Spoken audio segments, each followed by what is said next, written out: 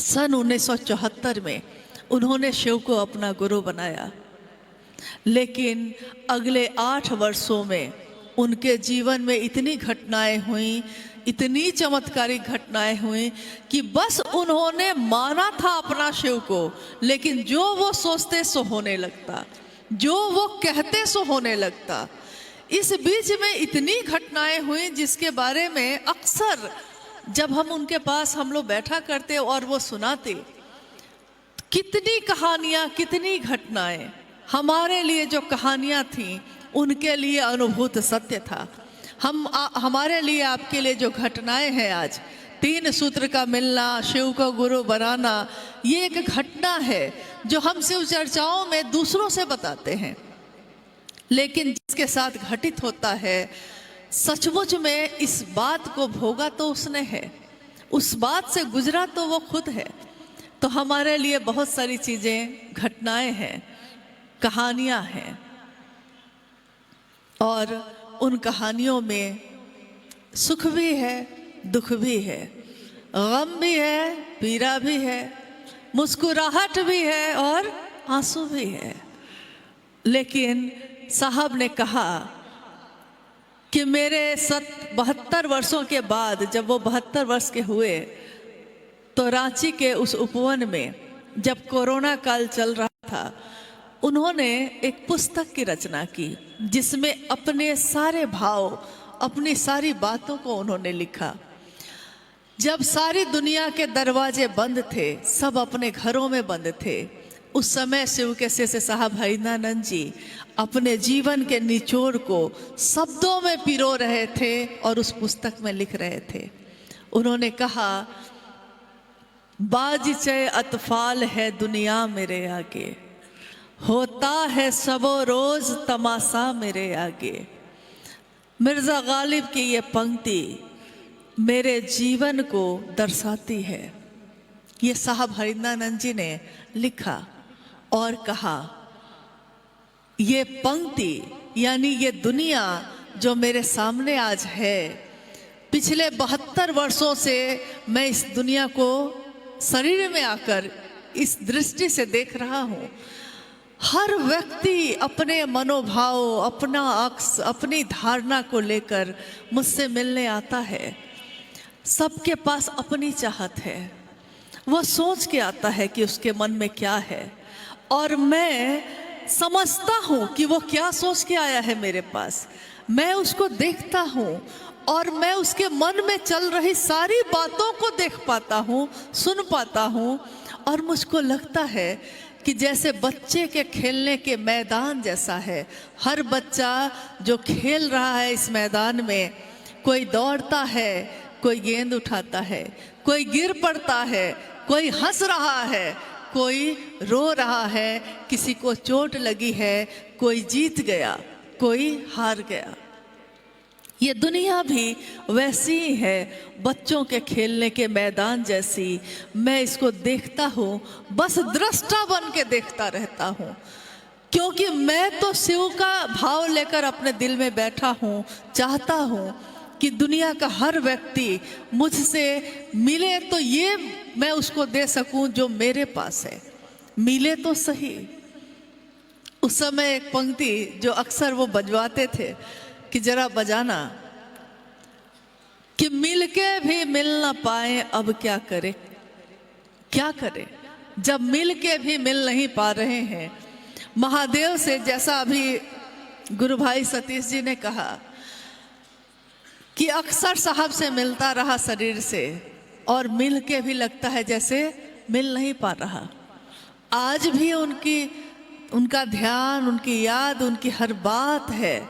लेकिन क्या आपको यह आश्चर्य नहीं लगता कि जिनको हमने इस शरीर में देखा, जिनको सुना, जिनको जाना, उनकी बातों पे विश्वास कहीं ना कहीं हिल रहा है, और दूसरों की बातों पे विश्वास हो रहा है।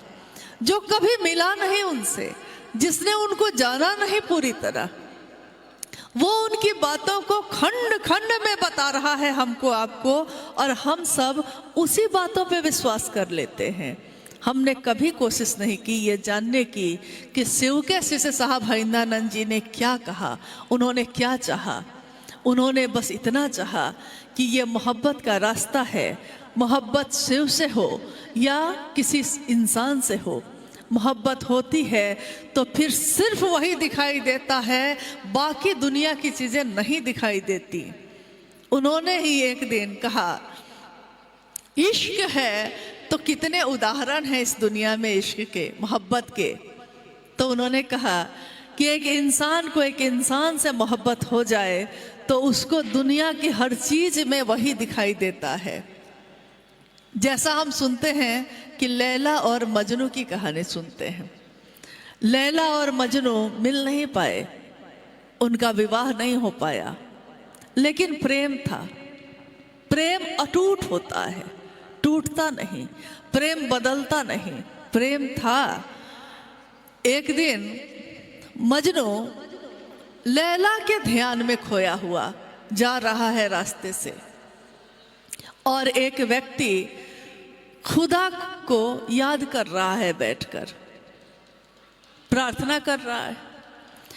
मजनू तो अपनी धुन में था, दीवाना था, धुन में अपने मतवाला था, जा रहा था।